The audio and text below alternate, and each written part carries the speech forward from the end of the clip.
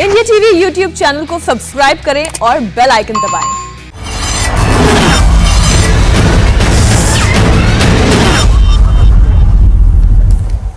स्वागत है दोस्तों। शुरुआत करते हैं आज के कुरुक्षेत्र की। दोनों मेहमान जुड़ गए हमारे साथ। राकेश सिन्हा जी भारतीय जनता पार्टी के राज्यसभा सांसद हैं और पवन खेड़ा जी हमारे साथ हैं, कांग्रेस पार्टी के राष्ट्रीय प्रवक्ता हैं। राकेश सिन्हा जी और पवन खेड़ा जी, आप दोनों का बहुत बहुत स्वागत इंडिया टीवी पर।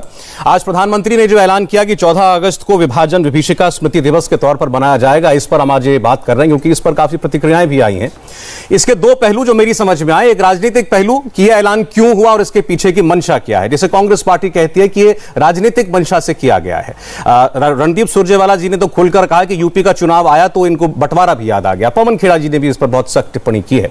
और दूसरा इसका एक ऐतिहासिक पहलू है कि बंटवारा याद करें तो उसका जिम्मेदार कौन था। उन लाखों लाख लोगों की जिंदगियां जाने का, करोड़ों लोगों के विस्थापित होने का जिम्मेदार कौन था। अंग्रेज जिम्मेदार थे, मुस्लिम लीग जिम्मेदार थी, मुस्लिम लीग और आरएसएस या सावरकर की विचारधारा जिम्मेदार थी, या फिर जो बीजेपी कहती है कि कांग्रेस पार्टी ने मुस्लिम लीग के सामने घुटने टेक दिए।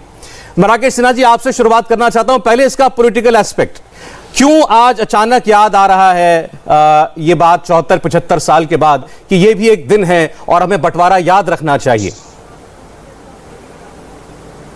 देखिए, भारत का बंटवारा कोई सामान्य घटना नहीं थी, लेकिन जिस प्रकार से नेहरूवादियों और मार्क्सवादियों ने इस घटना को एक सामान्य तौर पे इतिहास का एक फुटनोट बनाकर रखा। हम जानते हैं भारत और पाकिस्तान बना, उसमें जिन्ना के साथ एक सावरकर जी के भाषण को समानांतर खड़ा करके उन्होंने एक प्रोजेक्ट कर दिया कि ये इनएविटेबिलिटी थी। लेकिन हकीकत क्या था?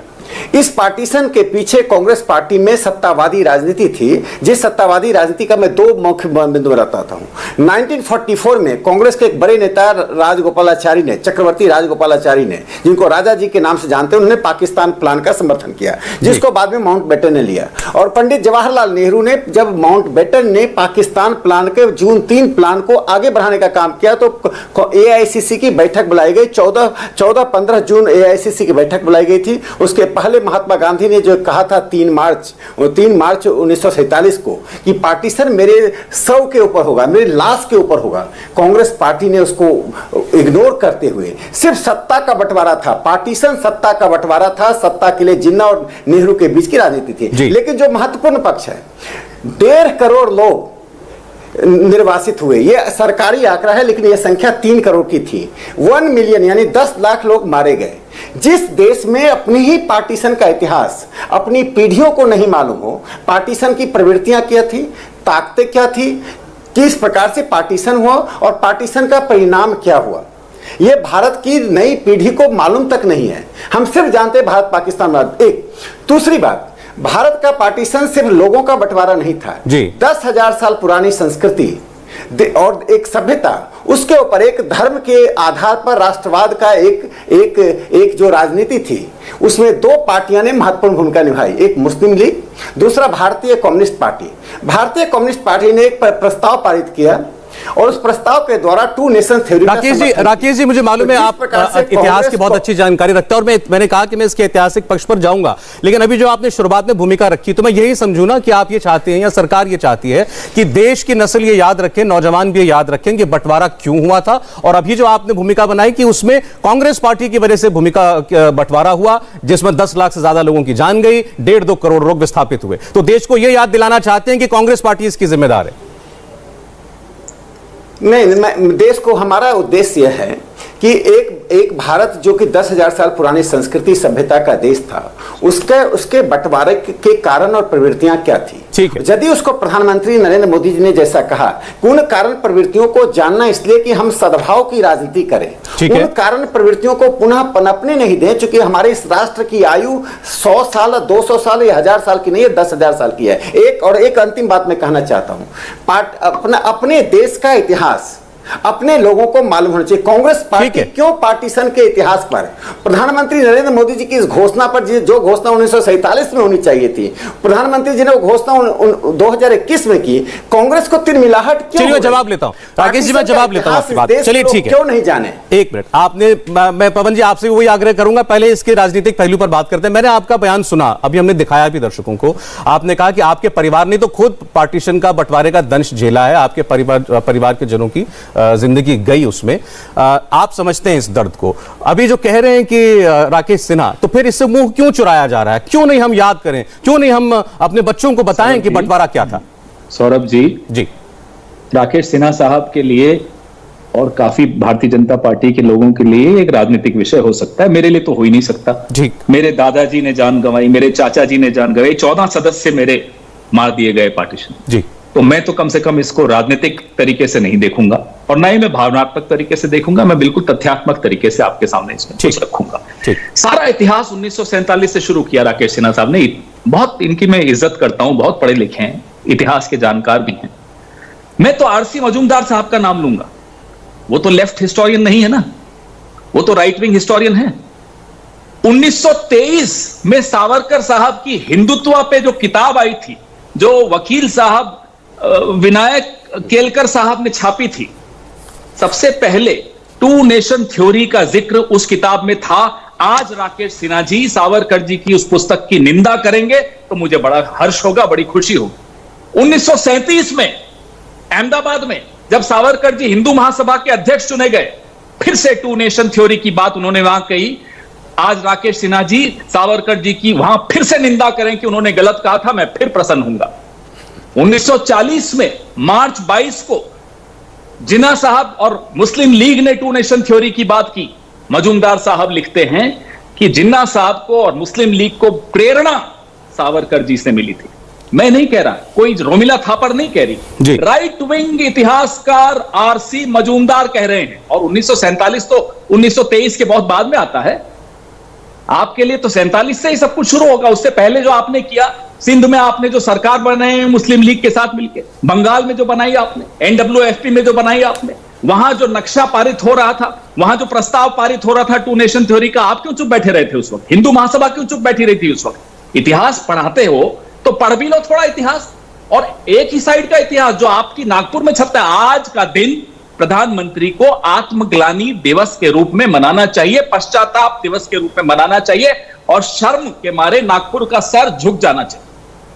ये लोग जिम्मेदार हैं मेरे परिवार के कत्ल के, ये लोग जिम्मेदार हैं मेरे देश के 2 टुकड़े हुए हैं। ये लोग कहते हैं कि ये टीस हमारी सब दूर करेंगे, आज ये टीस बढ़ा रहे हैं मेरी। आज मुझे फिर से वो सारी बातें याद आ रही हैं जो मैं बचपन में दादी के मुंह से सुनता था कि क्या क्या किस हालत से वो निकल कर आए थे। जी जी जी। ये लोग फिर से वही नफरत पैदा कर रहे हैं, इसलिए हमें पीड़ा होती है। आज अगर हम लोग भावनात्मक होकर लड़ते हैं टीवी पर इनसे, तो इनसे हमारी कोई निजी दुश्मनी थोड़ी है राकेश सिन्हा साहब से। हमें दर्द इसी बात का है कि फिर से वही जहर फैलाया जा रहा है जो उस वक्त सावरकर जी ने फैलाया था। ठीक, आज फिर से राकेश सिन्हा जी फैलाते। ठीक है पवन जी मैं उस पर आता हूं। पवन जी मैं उस पर आता हूं। अभी आपने ये भी कहा कि इनको आत्मग्लानि और पश्चाताप दिवस मनाना चाहिए। तो आप ये कह रहे हैं कि देश के बंटवारे के लिए आरएसएस जिम्मेदार थी, सावरकर जिम्मेदार थे। 1946 से देश के अंदर एक इंटरिम गवर्नमेंट थी। आपने इतिहास का जिक्र किया, मेरे पास भी एक किताब थी इतिहास की, मैंने थोड़ी बहुत वो पढ़ी। पता हो कि मैं एक हिस्ट्री का स्टूडेंट नहीं हूं, मेरे पास बिपिन चंद्रा जी की किताब है, और बिपिन चंद्रा जी भी कोई राइट विंग हिस्टोरियन तो नहीं माने जाते, और इनके पैंथियन में तो कम से कम उनके बारे में क्या सोचा जाता है आप मुझसे बेहतर समझते हैं। उन्होंने बहुत सारी बातें कही हैं। उनका कहना यह है, उन्होंने ये सवाल उठाया अपनी इस किताब में कि कांग्रेस ने बंटवारा स्वीकार क्यों कर लिया, नेहरू पटेल उन्होंने सीडब्ल्यूसी और एआईसीसी में रेजोल्यूशन क्यों पास कराया, 3 जून जिसको कि माउंटबेटन प्लान कहते हैं उसके समर्थन में रेजोल्यूशन क्यों पास किया, जिसमें कहा गया कि देश का बंटवारा होगा और देश के बंटवारे की तारीख को एडवांस कर दिया गया। पहले अक्टूबर में होना था, उसको फिर अगस्त में कर दिया गया। जी पवन खेड़ा, ये जिम्मेदार कैसे है, कांग्रेस पार्टी क्यों नहीं है? आप पूरा इतिहास फिर से 46 से शुरू कर रहे हैं। आप 1 साल और पीछे हो गए सिन्हा साहब से। मैं आपको और पीछे ले जा रहा हूं, जहां से शुरुआत हुई 1923 की वो पुस्तक जो विश्वनाथ विनायक केलकर साहब ने छापी। पुस्तक के लेखक थे विनायक दामोदर सावरकर साहब, जिन्होंने स्पष्ट तौर पे उस पुस्तक का शीर्षक था हिंदुत्व। तब वो मराठा के नाम से ज्यादा लिखते थे, लेकिन ये तो उनकी अपनी पुस्तक थी। उस पुस्तक में उन्होंने टू नेशन थ्योरी का जिक्र किया, उसमें सबसे पहले। और उसके बाद 1 साल बाद 37 का मैंने आपको बताया, 1938 में सावरकर साहब कहते हैं कि हिंदू तो राष्ट्र है, मुसलमान एक मजहब है। Hindu is a nation, Muslim is a minority community. Two nation, तो पहले अभी खत्म नहीं हुई बात, खत्म नहीं हुई बात, कीजिएगा। बोलिए। ये जो आरएसएस विश्व और हिंदू महासभा और मुस्लिम लीग की जो जुगलबंदी थी, उस जुगलबंदी को इंदिरा गांधी ने नेस्तनाबूद कर दिया बांग्लादेश बनाकर। पवन जी, नेशन थ्योरी मैं आपकी बात का जवाब इंदिरा गांधी देंगे। सावरकर जी, जो आपने बात की वो इनका जवाब देंगे। मैं एक सामान्य व्यक्ति के नाते ये जानना चाह रहा हूं आपसे, भारत का आजादी का जो आंदोलन लड़ा गया उसमें कांग्रेस पार्टी की सबसे अग्रणी भूमिका थी। महात्मा गांधी जी के नेतृत्व में हमने आजादी का उन्होंने नेतृत्व किया, हमें आजादी मिली, हमें यही पढ़ाया गया है। तो मैं ये जानना चाहता हूं, अगर सावरकर ने 1937 में, आप कहते हैं उससे पहले उन्होंने टू नेशन थ्योरी की बात कही भी, सावरकर को आप भारत की आजादी के लिए कितना जिम्मेदार मानते हैं? या सावरकर की भूमिका को तो आप समझते नहीं, मानते नहीं कुछ कि वो थे? दूसरी बात, सावरकर ने या आरएसएस ने एक अलग हिंदुस्तान और एक अलग पाकिस्तान बने, इसके लिए कभी कोई आंदोलन चलाया हो तो वो बताइए। पंजाब में यह लोग आंदोलन चलाते थे, हिंदू महासभा के लोग सड़कों पर आके समर्थन देते थे टू नेशन थ्योरी का। मैं इतिहास भी जानता हूं, मैं परिवार से भी सुनता हूं, मैं लोगों को भी मिलता हूं जो उस वक्त को समझते थे, जिनकी पीढ़ियों ने उस वक्त को देखा है। तो मुझसे राकेश सिन्हा जी इसमें बहस कर ही नहीं पाएंगे, क्योंकि मैं इस विषय में बहुत ज्यादा, क्योंकि भावनाओं से जुड़ा हुआ है ये विषय, मैं बहुत ज्यादा इस विषय को समझता हूं, पढ़ता हूं, लिखता हूं। इसलिए इस पर तो राकेश सिन्हा जी माफ कीजिएगा, आप ज्यादा पढ़े लिखे होंगे मुझसे, हो सकता है, लेकिन इसमें मैं आपसे बहस आप नहीं जीत पाएंगे, और ना ही मैं आपको हराना चाहता हूं, लेकिन आप जीत ही नहीं पाएंगे। आप कहते हैं कि माउंटबेटन प्लान क्यों एक्सेप्ट किया, जो उससे पहले कर माहौल इन लोगों ने जुगलबंदी करके इस देश का बर्बाद किया था। नफरतें जो इतनी, उसका बीजारोपण जो 1923 में वो एक वटवृक्ष बन गया था, ये सब इन लोगों की जुगलबंदी से बना था। ठीक है, जो स्थिति इन लोगों ने पैदा कर दी थी, ठीक, स्थिति कोई भी नहीं बदल। मैं जवाब देता हूं, ठीक है, आपने कहा कि मैं आज इनसे एक सवाल पूछता हूं, नहीं, मैं आज इनसे एक सवाल पूछता हूं। ये कहते हैं कि नेहरू जी और जिन्ना जी का आपस में लड़ाई थी, क्या जिन्ना जी इनको इस देश के प्रथम प्रधानमंत्री के तौर पे स्वीकार होते? हां या ना में जवाब इनसे अगर आप मुझे दिलवा दीजिए तो आज आरएसएस का इतिहास बदल जाएगा। जिस दिन राकेश सिन्हा आरएसएस के विचारक या प्रचारक, मैं नहीं जानता वो क्या हैं, लेकिन यहां कि हाँ हमें as the first prime minister of India acceptable था, मैं मान जाऊंगा कि भाई ये अलग सोचते हैं। अच्छा ठीक है, मैं आपकी सारी बातों का जवाब ले लेता हूं। मुझे इनका जवाब दिलवाइए। मैं आपके प्रति बड़ा नतमस्तक हो जाऊंगा अगर राकेश सिन्हा जी इस बात का जवाब दे देंगे। मुझे तो जवाब मालूम है, आपको भी मालूम है, वो सहमति कभी देंगे नहीं। सुनना चाहता हूं। अच्छा ठीक है, सुनना चाहता हूं, एक मिनट, या तो हाँ बोलेंगे या ना बोलेंगे। अच्छा, आपने क्योंकि काफी बातें कही, तो जो इससे पहले आपने कहा उसका जवाब ले लूं, फिर इसका अंत में आपके इस प्रश्न का जवाब लूंगा। राकेश जी, उनका कहना यह है कि 46 से क्यों शुरू करते हैं, 47 से क्यों शुरू करते हैं? शुरू कीजिए तो सावरकर जी से शुरू कीजिए, जो जहर के बीज बोए जा चुके थे, जो बंटवारे के नफरतों के पेड़ लगाए जा चुके थे, उसमें तो 2 दशक का वक्त लगा था, और वो जहर की खेती इतनी गाढ़ी हो चुकी थी कि उस वक्त तक चारा नहीं बचा था, और उसमें गांधी जी भी कुछ नहीं कर पाए, और इसमें आप बराबर के जिम्मेदार हैं जिन्ना के साथ। देखिए, हकीकत यह है, जब आप यथार्थ के विपरीत तर्क देना शुरू करते हैं तो तर्क कुतर्क बन जाता है, क्योंकि यथार्थ को आप बदल देना चाहते हैं। जो हकीकत है मैं उन 2 बिंदुओं में रखना चाहता हूं। जब पार्टीशन की बात आगे बढ़ी, होमलैंड की, मुस्लिम होमलैंड की बात बढ़ी आगे, तो जवाहरलाल नेहरू को यह विश्वास था कि मुसलमानों में उनके पास समर्थन है। उन्होंने एक मुस्लिम कांटेक्ट प्रोग्राम शुरू किया, जिसका कृपलानी बाकी नेताओं ने विरोध किया। तब जवाहरलाल नेहरू जी को 1945 में रियलाइज हुआ कि मुस्लिमों के बीच वो अनपॉपुलर हो चुके हैं। इन सब को जानते हुए जिस प्रकार से मुस्लिम लीग को उन्होंने समर्थन किया, और एक और संगठन का नाम बोलता हूं, पवन खेड़ा साहब पंजाब से आते हैं, उस वहां पर एक जो संगठन था वह मुस्लिमों में एक वायलेंट राजनीति करने के लिए उकसा रहा था। वहां के पत्रों में सीधे सीधे इस्लामिक राज्य की बात चल रही थी, और पंजाब में जो अकाली दल और आरएसएस यदि नहीं होता तो लाखों हिंदू मारे जाते। तो संघ ने हिंदुओं को बचाने के लिए काम किया। मैं एक पुस्तक का जिक्र करता हूं, प्रोफेसर एन बाली में किताब का नाम है now it can be told. इस पुस्तक में जो मासेकर हुआ पंजाब में, जिनोसाइड हुआ पंजाब में, उस जिनोसाइड की पूरा विवरण दिया गया है। नेहरूवादी और मार्क्सवादी इतिहासकारों ने उस विवरण को छिपाया है। कांग्रेस पार्टी का मानना है कि सावरकर जी ने पार्टीशन करा दिया, सावरकर जी ने जिन्ना के प्रेरणा के स्रोत बने। मुस्लिम लीग की तमाम राजनीति और जो पाकिस्तान का कंसेप्ट इंग्लैंड से बनकर आया था, उसके पीछे सावरकर जी थे। माउंटबेटन ने जो बाल्कन प्लान दिया, उसके पीछे सावरकर जी थे। तो मैं यह सावरकर जी के प्रति जो कांग्रेस का ऑब्सेशन है उससे बाहर निकले।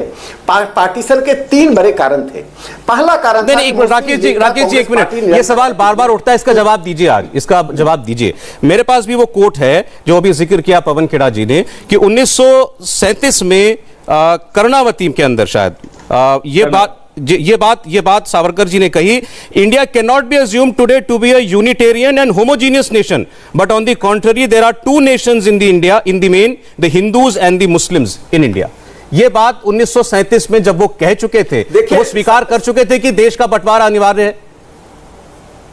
नहीं, सावरकर जी ने कहा 2 सिविलाइजेशन 2 कल्चर्स की बात कही थी। उस 2 नहीं, मैं कोट कर रहा हूं सर, 2 नेशंस। मैं बता रहा हूं, कोट मैं बता रहा हूं, सावरकर बता रहा हूं। सावरकर जी ने इसलिए कहा था कि हिंदू जो सभ्यता और संस्कृति के आईने में जो मुस्लिमों का इंटीग्रेशन नहीं हो रहा था, तो उन्होंने इंटीग्रेशन के लिए कहा था यदि आप सभ्यता और संस्कृति में नहीं मिलते हैं तो nation with in the nation बनकर रहेंगे। Nation with in the nation बनने की जो प्रथा है वो किसी भी देश को तोड़ती है। लेकिन सावरकर जी कभी देश के विभाजन के समर्थक नहीं थे, लेकिन समस्या वो नहीं है। मुस्लिम लीग, हिंदू महासभा की ताकत क्या थी हम सब जानते हैं। हिंदू महासभा एक छोटे से वर्ग में लोकप्रिय था। सावरकर जी एक विद्वान नेता थे, लेकिन सावरकर जी और पार्टीशन, ये जोड़ना पार्टीशन के साथ अन्याय करना होगा। मैं 2 बात मुझे तो बड़ा विचित्र लग रहा है कि आज पहली बार भारतीय जनता पार्टी आरएसएस के नेता जो हैं वो सावरकर जी के लेगेसी को कम करके बताना चाहते हैं और कांग्रेस पार्टी सावरकर जी को बहुत बड़ा नेता, बड़ा ताकतवर नेता बताना चाह रही है। नहीं, सावरकर जी ने हिंदुत्व किताब लिखी, हिंदुत्ववादी एक नेता थे। सावरकर जी ने मुस्लिम समाज की संस्कृति और सभ्यता के प्रति जो दृष्टिकोण था उसको स्पष्ट रखा। भारतीय पृष्ठभूमि में सभ्यता और संस्कृति का तात्पर्य क्या है वह रखा। सावरकर जी कभी भी विभाजन के समर्थक नहीं थे। जो बातें मैं विभाजन के लिए कहना चाहता हूं सुन लीजिए। पहली बात, जब मुस्लिम लीग ने पाकिस्तान के लिए समर्थन की मांग की तो हिंदू महासभा और राष्ट्रीय स्वयंसेवक संघ ने एंटी पाकिस्तान डे मनाया। पूरे देश में यदि किसी संगठन ने एंटी पाकिस्तान डे मनाया तो राष्ट्रीय स्वयंसेवक संघ और हिंदू महासभा थी।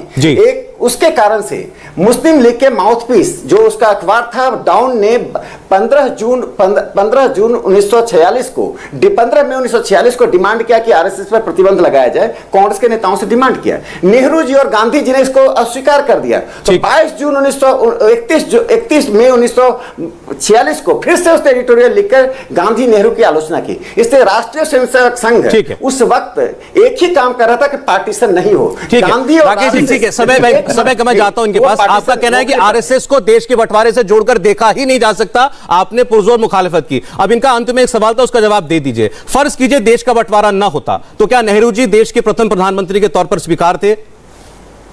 नहीं, जिन्ना माफ कीजिएगा, जिन्ना नहीं, एक सेकंड, क्या देखिए, एक सेकंड, जिन्ना क्या मैं जवाब दे रहा हूं, प्रथम प्रधानमंत्री के तौर पे कबूल थे? तेरा जवाब तो दिलवाइए। जिन्ना पूछना चाह रहे हैं, अविभाजित भारत के प्रधानमंत्री के तौर पर क्या मोहम्मद अली जिन्ना स्वीकार होते?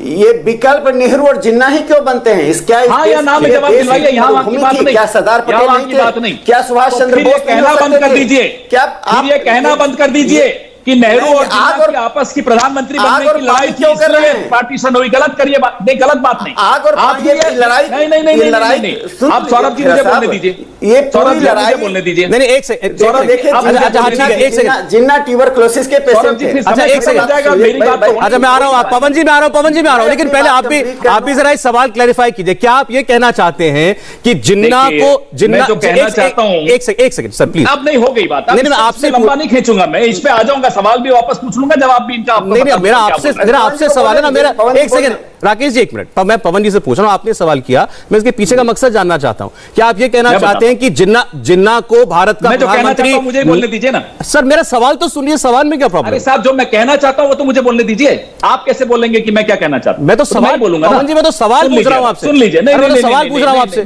नहीं, ये गलत बात है, ये गलत बात है। तो मुझे तो मेरे को आपने बुलाया है, मुझे बोलने दीजिए सर। मैं तो आपको बोलने, मेरा सवाल की मंशा मैं आपको बता देता हूं। बोलिए, चलिए बोलिए, लेकिन ये आप मुझसे मेरा सवाल पूछने का हक मत छीनिए, आप बोलिए। सौरभ जी, आपका पूरा हक है, मैं तो चुप भी करा दीजिए, मैं चुप हो जाऊंगा। लेकिन मंशा तो मैं ही बताऊंगा ना, आप नहीं बता पाएंगे। तो बोलिए। मंशा स्पष्ट है। सुबह से रात तक 1947 से नागपुर से एक ही आवाज निकलती है, कि नेहरू और जिन्ना की लड़ाई थी, भाई प्रधानमंत्री कौन बने इसलिए पार्टीशन हो गई। चलिए हम मान लेते हैं आपकी बात 1 मिनट के लिए कि इसी लड़ाई की वजह से पार्टीशन हुई। अब बताइए क्या आपको जिन्ना कबूल थे पहले प्रधानमंत्री? अगर चलिए मान लीजिए आप ही की बात मान लेते हैं कि इसीलिए हुई होगी पार्टीशन, मान लेते हैं 1 मिनट के लिए, तो आपको जिन्ना कबूल थे पहले प्रधानमंत्री? नंबर 1। नंबर 2, 1943 में सिंध की असेंबली में जब प्रस्ताव पारित हुआ 2 नेशन थ्योरी का और पाकिस्तान का, गुलाम हुसैन हिदायतुल्लाह की सरकार, उस सरकार का हिस्सा कौन थे? क्या हिंदू महासभा हिस्सा थी या नहीं थी? मुझे बताइए, क्या आपने वॉकआउट किया था उस असेंबली में जब ये प्रस्ताव पारित हुआ? बताइए ना। 1943 की मार्च में क्या हुआ था? 22 मार्च 1940 जब मुस्लिम लीग ने पाकिस्तान का आह्वान सबसे पहले किया, वो दिन आज पाकिस्तान अपना नेशनल डे मनाता है। मोदी जी ने तो बड़ा बधाई संदेश लिखा था इस नेशनल डे पे इमरान खान को। तो आप तो खुश हैं, अभी भी खुश हैं, तब भी खुश थे। आपकी मंशा हमेशा यही थी कि 2 नेशन बने और किसी और को आप जिम्मेदार ठहराएंगे। ऐसा थोड़े हो सकता है कि मन ही मन में खुश हो रहे हैं कि अरे हो गया जी, बहुत अच्छा हुआ, और ऊपर से अरे नहीं कांग्रेसियों ने किया, कांग्रेस। मुझे तो आप इस बात का जवाब नहीं, या तो आज के बाद ये कहना बंद कर दीजिए कि नेहरू और जिन्ना की लड़ाई की वजह से पार्टीशन हुई है, और अगर ये कहेंगे इसका जवाब दीजिए आप। राकेश जी देखिए, मैं जो अनैतिहासिक बातें हैं उस पर डिबेट, कम समय में डिबेट करने का कोई तुक नहीं है। जो मैं कहना चाहता हूं सुन लीजिए। पार्टी नहीं, आप अब्दुल गफ्फार खान का जवाब तो देना पड़ेगा। अब सुन लीजिए, कहना बंद करिए। नहीं, मैं मुझे जो कहना मुझे कहने दीजिए। कहना बंद कर दीजिए कि नेहरू और जिन्ना की लड़ाई से पार्टीशन हुई। पवन जी, मुझे पार्टीशन मान लीजिए आप, या तो नहीं गलत बात को खारिज कर सकते हैं।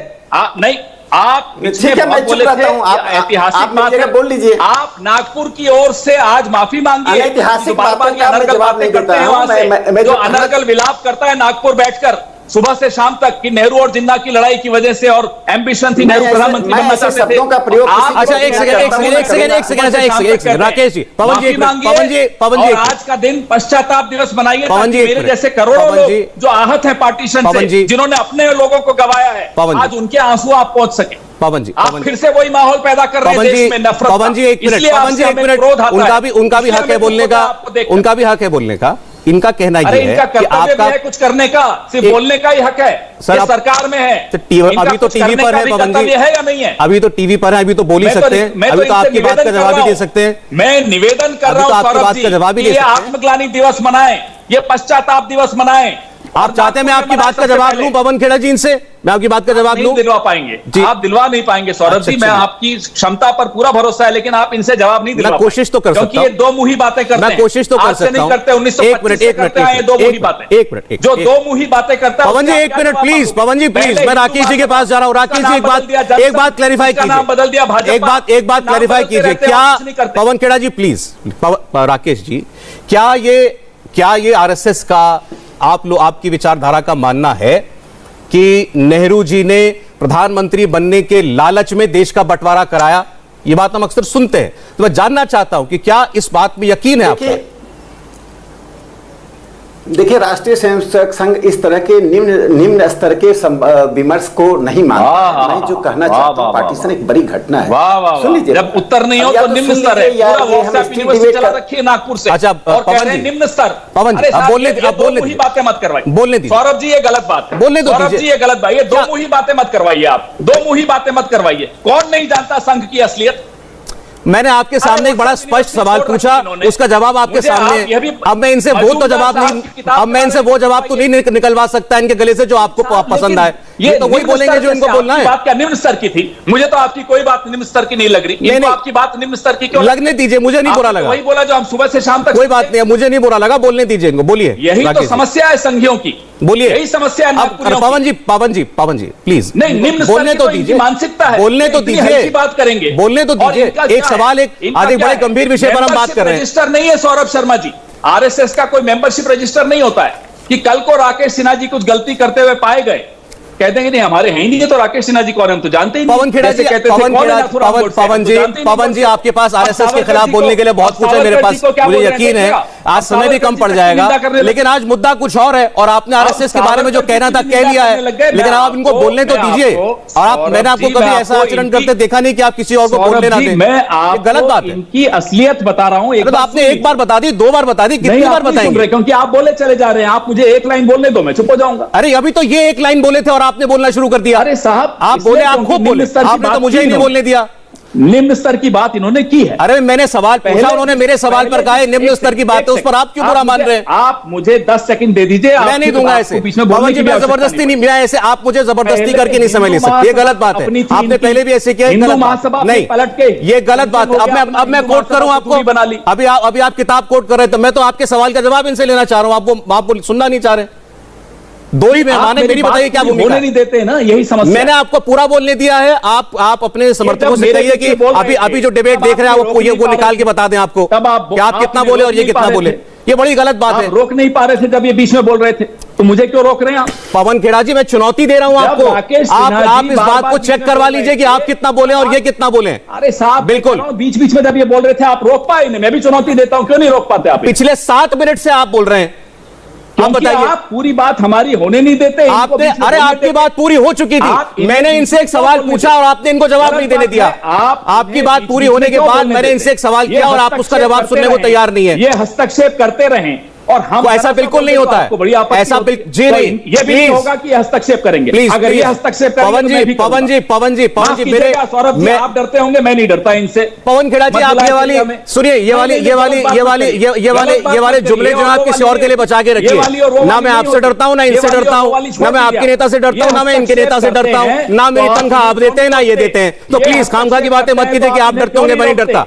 जब ये सब बातें मत क्या कीजिए, म्यूट कीजिए इनको, म्यूट, पवन जी को म्यूट कीजिए। कोई तरीका नहीं है पवन जी, कोई तरीका नहीं है, ये कोई तरीका नहीं है, बिल्कुल ये पर्सनल हो रहे हैं, बात बात पे बोले चले जा रहे हैं, बोले चले जा रहे हैं। तो बुलाया मत कीजिए, आप नहीं बुलाएंगे आज से, कंट्रोल सबक हो गया हमारे लिए ये। आप कंट्रोल में नहीं है mister Pawan Khera, you are not in control. Mister Saurabh Sharma, you are not God. I am not God, but this is my show, I will conduct it the way I like. इनसे डरते हैं आप जा सकते हैं पवन जी, मत करिए, जा सकते हैं आप यहां से। हटाइए इनको, हटाइए इनको, हटाइए, इतने हटाइए इनको, हटाइए इनको, स्क्रीन से आउट कीजिए इनको। बेहुदा बात है। जो व्यूअर्स देख रहे हैं, बोले चले जा रहे हैं, चुप नहीं हो रहे हैं, उसके बाद पर्सनल अटैक्स कर रहे हैं। इतिहास की किताब लेके आए, ये इतिहास की किताब, इसमें से बता दें, और इतिहास मेरा लिखा नहीं है, इनका लिखा नहीं है, उनका लिखा नहीं है। अपनी बात कहेंगे, दूसरे की सुनेंगे नहीं। राकेश सिन्हा जी मेरे रिश्तेदार नहीं लगते, इनकी पार्टी का मैं सदस्य नहीं हूं।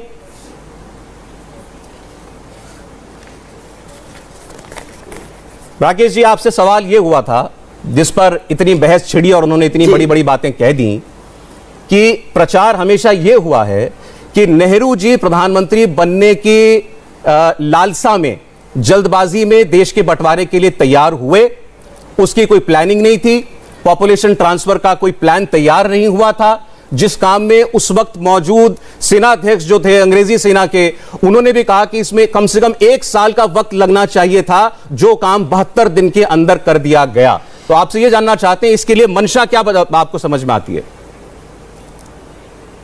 देखिए, वास्तव में क्या था कि महात्मा गांधी ने एक बार नेहरू जी को प्रस्ताव दिया था कि जिन्ना को तुम प्रधानमंत्री के रूप में स्वीकार कर लो। ये ओरिजिनली महात्मा गांधी का प्रस्ताव था, जिसे कांग्रेस पार्टी स्वीकार करने के लिए तैयार नहीं थी, और किसी हालत में जिन्ना को प्रधानमंत्री स्वीकार किया जाना नहीं चाहिए था। एक घटना जो इतिहास में सबको मालूम है कि जिन्ना को ट्यूबरक्लोसिस की बीमारी थी, और जिन्ना के जीवन की आयु बहुत ही कम बची हुई थी। इससे जिन्ना की रुचि इस बात में थी कि जितनी जल्दी पार्टीशन हो जाए, वो अपनी बीमारी को छिपा कर रखे हुए थे। कुछ लोगों को मालूम था, जो इस बात को नेहरू को और गांधी जी को बता चुके थे, लेकिन नेहरू और गांधी ने इस बात को की उपेक्षा की। यदि ये बात टल जाती, चूंकि ऑल इंडिया मुस्लिम लीग का मुसलमानों में कितना समर्थन था, एक घटना से मैं बताता हूं। North western frontier province NWFP, आप सब जानते हैं सौरभ जी, आप तो बहुत इतिहास के अच्छे छात्र हैं। NWFP के नेता थे अब्दुल गफ्फार खान। अब्दुल गफ्फार खान के भाई डॉक्टर साहब उनको कहते थे, डॉक्टर साहब वहां के चीफ मिनिस्टर थे। अब्दुल गफ्फार खान ने क्या कहा था कोई सुन ले, अब्दुल गफ्फार ने कहा था you are throwing me to the wolves, आप मुझे भेड़ियों के बीच फेंक रहे हैं। वे पाकिस्तान नहीं जाना चाहते थे, उनको दो ऑप्शन दिया गया था, या तो इंडिया स्वीकार कीजिए पाकिस्तान, पहले इंडिया में रहना चाहते थे, बाद में कहा नहीं आप पाकिस्तान और इंडिया में एक रेफरेंडम कराइए, तो उन्होंने कहा नहीं, चूंकि मुसलमानों में एक सेंटिमेंट जग रहा है मुस्लिम लीग के द्वारा, इसे तीसरा ऑप्शन दीजिए कि NWAP एक ऑटोनॉमस स्टेट की तरह रहे, जिसको कांग्रेस पार्टी ने खारिज कर दिया। और आपको बता दूं, गफ्फार खान पाकिस्तान गए, 1948 में गिरफ्तार कर लिए गए, 65 तक 56 तक जेल में रहे, थोड़े दिन छूटे फिर बाहर भेज दिए गए, 72 में वो अफगानिस्तान से फिर पाकिस्तान आए। जीवन भर वह व्यक्ति जेल में या निर्वासित जीवन बिता रहा है। उनके भाई डॉक्टर साहब को सरकार से हटाकर गिरफ्तार कर लिया गया। यह तो घटना है। जिस गफ्फार खान मुसलमान थे, खुद ही खिदमतगार नाम का रेड शर्ट नाम का संगठन था जिसके नेता थे छोटे गांधी माने जाते थे। कांग्रेस पार्टी नेहरू ने किस प्रकार से एक राष्ट्रवादी के साथ किया, यह पार्टीशन के उनके मानचित्र को बताता है, कैसे सत्तावादी राजनीति कर रहे थे। जो सबसे महत्वपूर्ण बात थी कि मुस्लिम लीग ने जो इस देश में सांप्रदायिक अभियान चलाया, उस सांप्रदायिक अभियान में मुस्लिम लीग को लेजिटिमेसी देने का काम कांग्रेस और कम्युनिस्ट पार्टी ने किया। गंगाधर अधिकारी कम्युनिस्ट पार्टी के बड़े नेता थे जो जर्मनी से पढ़ के आए थे। गंगाधर अधिकारी ने टू नेशन थ्योरी का समर्थन किया, जो इतिहास में गंगाधर अधिकारी रिजोल्यूशन के नाम से जाना जाता है। तो पार्टीशन के दहलीज तक पहुंचने में सिर्फ मुस्लिम लीग इससे सफल नहीं होती कि गांवों में रहने वाला मुसलमान, चाहे NWAP का था या सिंध का था या बलूचिस्तान का था, वह हिंदुओं के साथ इंटीग्रेटेड था, सांस्कृतिक सभ्यता एकता थी, सामुदायिक जीवन था, वह पार्टीशन नहीं चाहते थे। शहरी मुसलमानों में पार्टीशन की भावना थी जिसको जिन्ना ने कैश किया।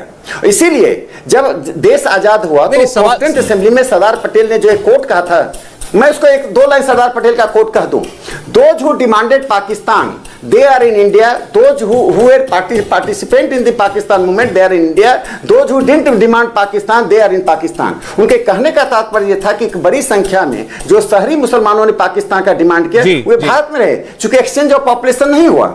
और एक अंतिम बात मैं बता दूं, इस देश की खासियत थी कि एकमात्र तारा सिंह को, मास्टर तारा सिंह जी को छोड़कर किसी ने भी पॉपुलेशन एक्सचेंज का डिमांड नहीं किया था, क्योंकि हमारे मस्तिष्क में सांस्कृतिक सभ्यताई एकता का जो सपना था, जो पहले हकीकत था और जो आगे सपना है, राकेश जी एक बात बताइए, ये भी उस वक्त की हकीकत बताई जाती है इतिहास की किताबों में कि देश का सांप्रदायिक माहौल इतना खराब हो चुका था, खास तौर पर मुस्लिम लीग के डायरेक्ट एक्शन की कॉल को लेकर, और जो दंगे हुए कलकत्ता में और जगहों पर हजारों लोगों की जान गई, कि देश में एक किस्म का गृह युद्ध छिड़ सकता था अगर बंटवारा उस वक्त ना किया जाता और डिवीजन ऑफ पावर ना किया जाता।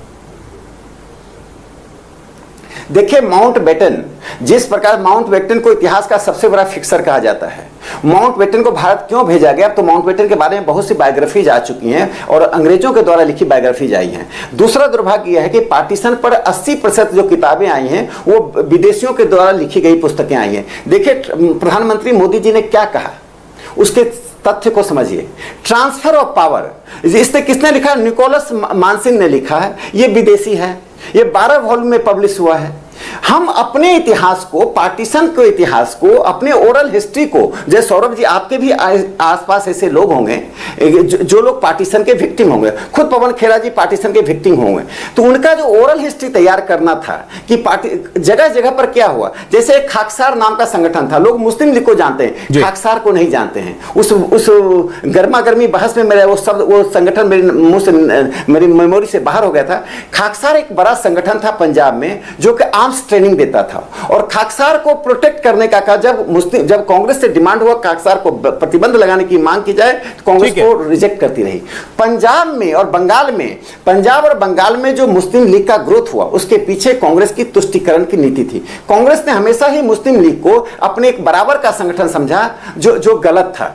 इसी कारण से आज मुस्लिम लीग और माउंटबेटन को, अंतिम बात, माउंटबेटन जब पाकिस्तान गए, मैं एक छोटी सी ऐतिहासिक बात कर दूं, माउंटबेटन जब पाकिस्तान गए जिन्ना को शपथ दिलाने, तो उनको रिसीव करने के लिए सिंध का गवर्नर आया, जिन्ना स्वयं नहीं है। और भारत में कॉन्स्टिट्यूएंट असेंबली में जब प्रस्ताव आया कि माउंटबेटन को गवर्नर जनरल बनाया जा रहा है, तो कॉन्स्टिट्यूएंट असेंबली ने पूछा कि इंडोर्समेंट हम क्यों करें, प्रस्ताव किसने लाया था? जी तो नेहरू जी ने माउंटबेटन को लाने का प्रस्ताव रखा, 3 बार कॉन्स्टिट्यूंट असेंबली एडजर्न हुआ, बाद में कॉन्स्टिट्यूंट असेंबली ने नेहरू जी की आज जहां से हमने चर्चा शुरू की थी राकेश जी, नेहरू को समर्थन, आपने बहुत सारे हिस्टोरिकल एनेक्डोट्स बताया, बहुत सारी बातों को उद्धृत किया। आज प्रधानमंत्री ने जो आह्वान किया कि 14 अगस्त को विभाजन विभीषिका स्मृति दिवस मनाया जाए, इस तौर पर याद रखा जाए, राकेश जी ये कह रहे हैं भाजपा और केंद्र सरकार ये कहती कि इसलिए जरूरी है कि इतिहास सही दृष्टि से देखा जाए और देश ने जो कीमत अदा की है बंटवारे की वो हमें और हमारी नस्लों को, पुश्तों को याद रहे। बहुत बहुत शुक्रिया राकेश सिन्हा जी। मतलब पवन खेड़ा जी का भी शुक्रिया करता हूं, अभी तो नहीं है प्रोग्राम में, लेकिन हो सकता है कोई उनको बता दे, हो जाती है गहमा गहमी, होना नहीं चाहिए था। चलते हैं पंकज भार्गव के पास, देखते हैं हेडलाइंस 50। नमस्ते, मैं हूं मीनाक्षी जोशी। वीडियो और खबरों से अपडेट रहने के लिए India TV YouTube channel subscribe करें, बेल आइकन दबाना ना भूलें। जुड़े रहें इंडिया टीवी के साथ।